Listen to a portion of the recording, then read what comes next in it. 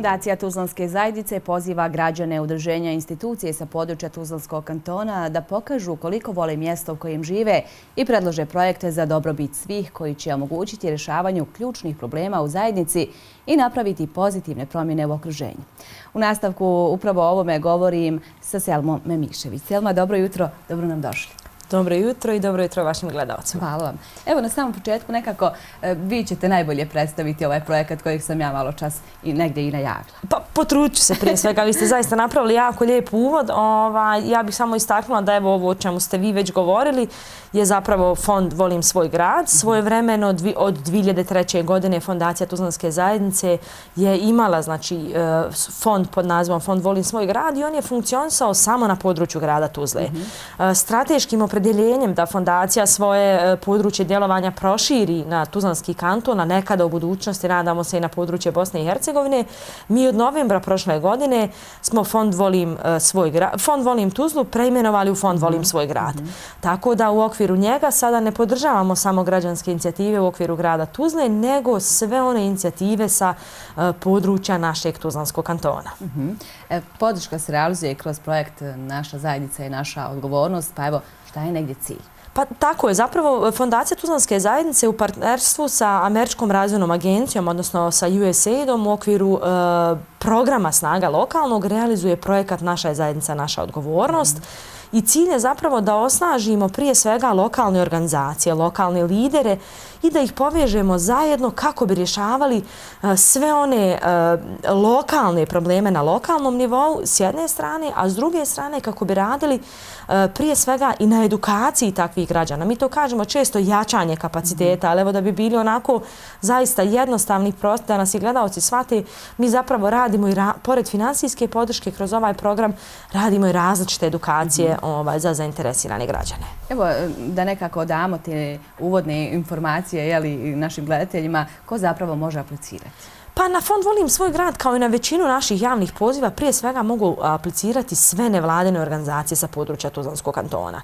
Pored nevladnih organizacija mi pozivamo i sve institucije koje žele da podnesu projektne predloge za dobrobit njihovih zajednica i naravno na kraju ništa manje važni su oni naši sugrađani.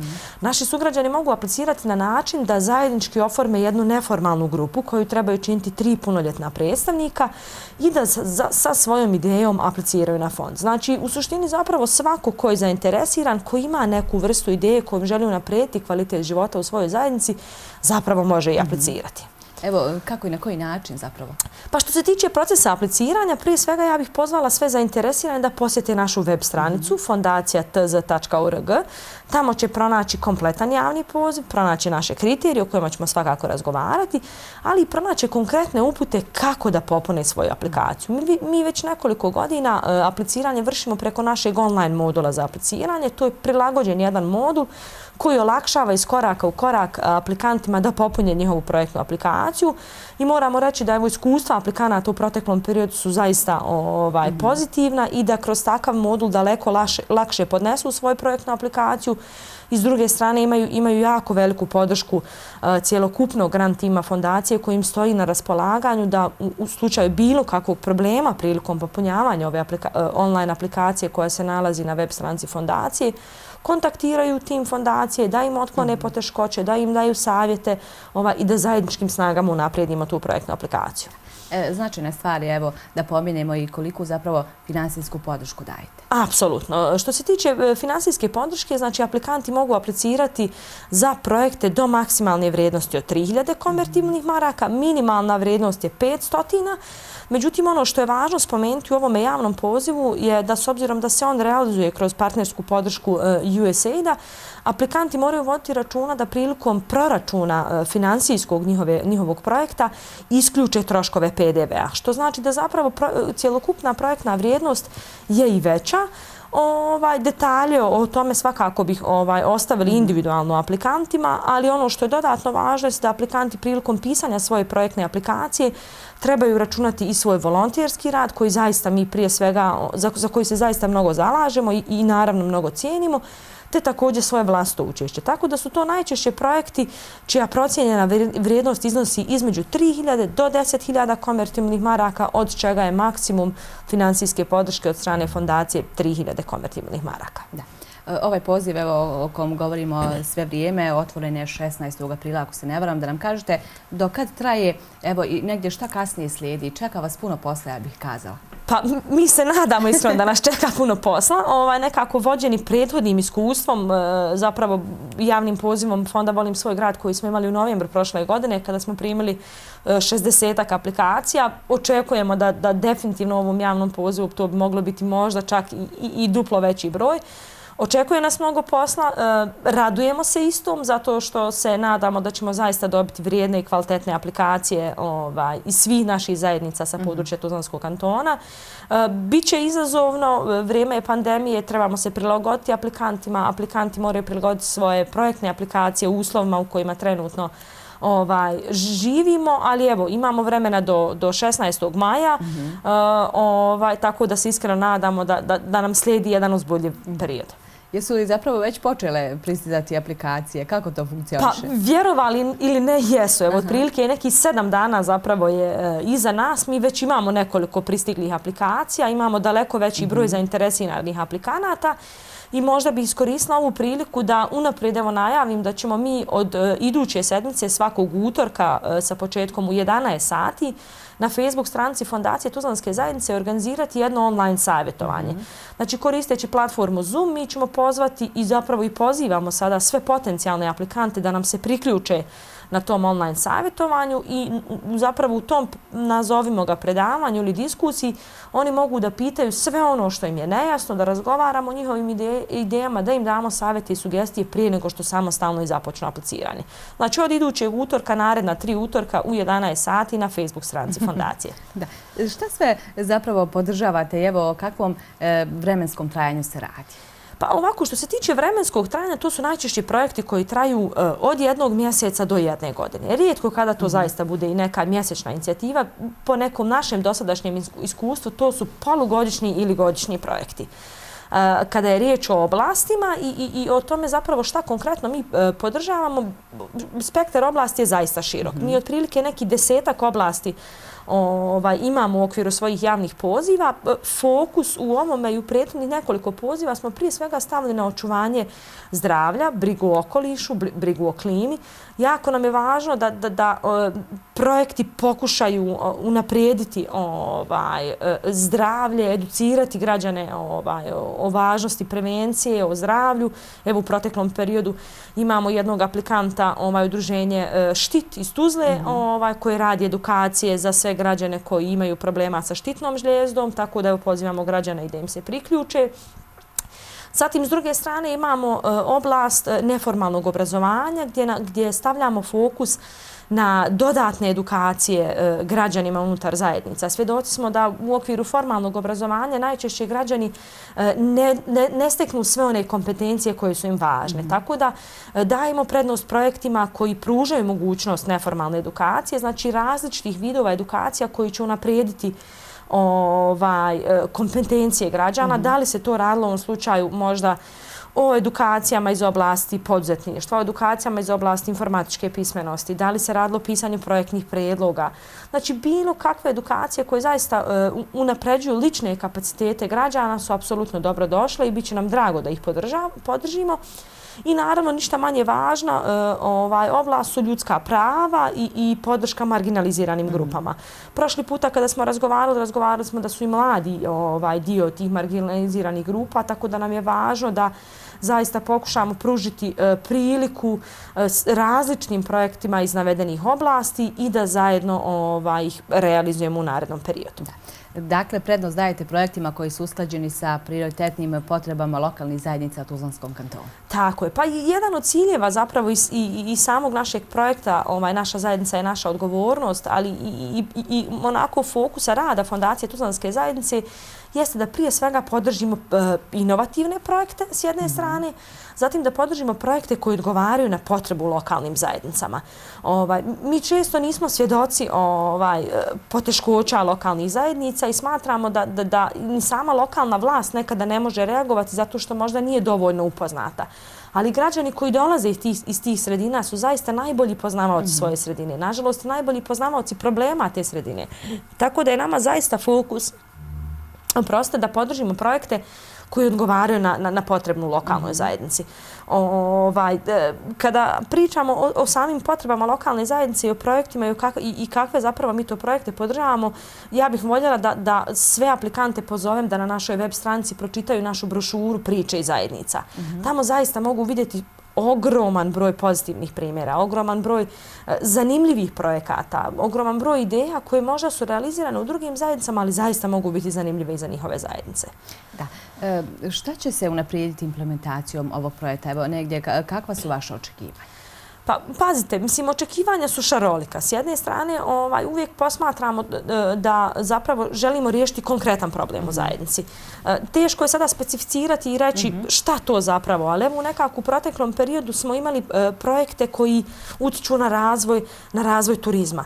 Imali smo projekte, evo, koji smo ispomenuli, koji utiču na edukaciju samih građana. Znači, jako nam je važno da projekat ima konkretan rezultat u zajednici. Imali smo projekte, evo, može da budemo i konkretni projekte uređenja otpadnih voda, projekte sanacije dječjih igrališta u proteklom periodu, veliki broj projekata koji se radi o pošumljavanju.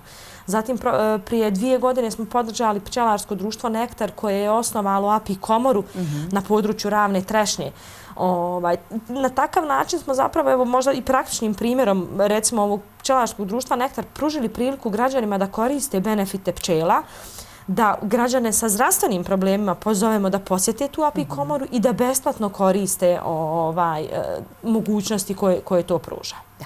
Postoje li zapravo određeni uslovi za dodjelu finansijske podrške? Pa, nažalost, da. Kao i većina javnih poziva, i ovaj javni poziv zaista ima određene kriterije. Evo, prvo smo rekli zapravo ko to može aplicirati, to je važno. Rekli smo koji je to iznos granta i period do kada se može aplicirati. S druge strane, postoji određeni administrativni kriteriji o kojima možda u mnoge detalje sada ne bi bilo u redu ni ulaziti, ali je važno da, recimo, kažemo koliko su to formalne organizacije, da zaista to moraju biti organizacije koje su solventne, koje vode računa o svom finansijskom poslovanju, koji imaju historiju poslovanja s druge strane. Kada je riječ o javnim institucijama, također ista je procedura. U neformalnim grupama da su to osobe koje su samoorganizovane, koje žele da naprave promjenu u zajednici. Jako će nam biti važno i definitivno to je ono nešto nama jako bitno, da ćemo dati prednost projektima koji jačaju međusektoralnu saradnju. Znači, projektima gdje možemo vidjeti partnersku saradnju između 2 ili više nevladinih organizacija, gdje možemo vidjeti saradnju između organizacija i lokalne vlasti, ali također i potencijalnu saradnju organizacija, građana, lokalne vlasti i realnog sektora, odnosno privrednika. Znači, nekako nam je fokus da u cjelokupnom ovom projektu napravimo jednu sinergiju svih ključnih faktora u zajednici, jer smatramo da isključivo zajedništvom mi zapravo možemo napraviti dobrobit za zajednicu. Nije zapravo prvi put da radite ovakve stvari i evo koliko često provodite ovakve projekte? Pa, apsolutno nije. Mislim, za skoro jedno veliko punoljetstvo koliko fondacija postoji, iza nas je zaista jedan ogroman niz projekata gdje prije svega dugujemo zahvalnosti svim volonterima i aktivistima u zajednici. Moramo biti svjesni da nije građana u zajednicama, da nije nevladinih organizacija, da nije onih kojim voljom i željom, trudom i radom prave promjene, ne bi zapravo bilo i nas. Mi smo samo servis koji pruža njima podršku i trudimo se da budemo partneri u svojoj ovoj priči. Zaista u proteklom periodu je ogroman broj projekata. Evo samo ako se osvrnemo na prošlu godinu, više od 200 projekata je podržano posredstvom Fondacije Tuzlanske zajednice. Tako da iza nas su zaista jako lijepe priče, o njima bi mogli danima i danima pričati. I svakako da ćemo se dotaknuti nekih pozitivnih primjera, ali ja kažem, lijepo je, zaista je lijepo vidjeti aktivizam, volonterizam, lijepo je vidjeti promjene u zajednici i lijepo se i vratiti nekad nakon izvjesnog perioda u zajednicu i potvrditi da to stoji. Evo nekako u proteklom periodu baš smo imali jednu lijepu priču. Prije neke 2 godine smo u Lipnici podržali izgradnju dječjeg igrališta, znači to je bila jedna potpuno zapuštena travnata površina gdje su mladi građani odlučili da žele da je potpuno urede. Uz manju podršku fondacije, otprilike od nekih 2000 konvertibilnih maraka, u svojoj zajednici su skupili još otprilike nekih 5000 konvertibilnih maraka i dan danas, 2 godine nakon toga, to igralište je u apsolutno savršenom stanju. građani ga održavaju, vidite zajedništvo, vidite to igralište non stop puno djece i to je ono što zapravo vas motiviše za dalji rad. Vi ste pomenuli evo par stvari pa ste kazali lijepo, a ja ću dodati evo lijepo je da postojite upravo i vi, da sve to negdje realizujete. Važno je evo naglasiti da, kazali smo u par navrata, da sve te projekte realizujete u saradnji sa USAID-om ili u okviru programa Snaga lokalnog. Pa evo da pominemo taj dio i negdje šta će sve biti u sklopu toga realizirano. Pa tako je, zapravo fondacija od prošle godine, zapravo od avgusta prošle godine u partnerstvu sa USAID-om realizuje program Snaga lokalnog, odnosno projekat Naša je zajednica, naša odgovornost. Jedan vid podrške zapravo je ovaj vid financijske podrške. U proteklom periodu smo pričali o projektima Fonda za mlade koji se realizuju s podršku USAID-a, sada pričamo o projektima građana, dok u nastavku nas čekaju edukacije. Mi smo rekli da s jedne strane upravo radimo na toj financijskoj podršci, ali s druge strane ništa manje važna nam nije i edukativna strana. Trenutno realiziramo određene edukacije. U narednom periodu planiramo dodatne edukacije za sve zainteresirane osobe koje žele da nauče nešto više o projektnom menadžmentu, koje žele da nauče nešto više upravo o pisanju projektnih aplikacija. Također želimo da radimo na jačanju organizacija civilnog društva, znači na jačanju naših nevladenih organizacija i bukvalno ćemo one koji recimo budu najprosperitetniji, najbolji izabrati, jačati financijski, a raditi s njima i dodatno na edukacijama. Smatramo da prije svega edukacije su ključ razvoja i opstanka i ukoliko ne ulažemo u obrazovanje, onda zapravo ne možemo vidjeti ni napredak. Tako da ja bih pozvala sve građane da prate našu web stranicu, našu Facebook stranicu. Definitivno slijedi uzbudljiv period. Imaće prilike da se edukuju i ja bih voljela da zaista te besplatne edukacije ne ispuste iz rukava i da iskoriste sve ono što im može biti benefit. A ne sumnjam ja da ćemo mi to sve ispromovisati u našem jutarnjem programu. Hvala vam. Fondacija Tuzlanske zajednice u prošloj godini podržala je brojne projekte građana, među kojima su i 3 projekta mladih koji se tiču biciklizma. A njihova realizacija počinje evo upravo dolaskom proljeća. Pa tako je. Zapravo u protekloj godini, odnosno krajem protekle godine i početkom ove, smo podržali 3 različita biciklistička kluba. Radi se o biciklističkom klubu iz grada Srebrenika, iz grada Živinica i iz Gračanice. Zaista 3 jedne jako lijepe inicijative koje su došle samostalno iz različitih segmenata. Radi se prije sve 3 inicijative su vrlo slične. Mladi ljudi žele da mapiraju svoje zajednice, znači žele da obilježe biciklističke staze, žele da putem GPS-a ucrtaju te biciklističke staze u naše karte iz prostog razloga kako bi te biciklističke staze postale dostupne svim drugim građanima s jedne strane, dok s druge strane ti mladi ljudi zapravo rade na uređenju zelenih površina u svom gradu. Znači sve one deponije koje su bile, nažalost, prepreka unutar naših šuma i onako su bile neko ruglo, možemo reći, ovi mladi ljudi su već u proteklom periodu ili će možda u nastavku, koliko nisu završili, očistiti zelene površine, postaviti kante, postaviti različite karte koje će vam dati jednu cjelokupnu viziju našeg turizma. I ono što je onako meni bilo zaista specifično i pričali smo i prije početka ove emisije, da 3 različite inicijative će u budućnosti možda sa još nekim inicijativama potpuno spojiti naš kanton. Za ljubitelje biciklizma zaista može jedna jako lijepa priča i poziv i drugim biciklistima da zajedničkim snagama mapiraju sve biciklističke staze, da pružimo mogućnost korištenja alternativnog načina prevoza, jer smo svjedoci da nam je i zrak, nažalost, zagađen zbog prevelikog korištenja automobila. Biciklo je zaista jedno jako lijepo prevozno sredstvo i mene često zeza, ja ga lično jako mnogo koristim, posebno u ljetnim danima.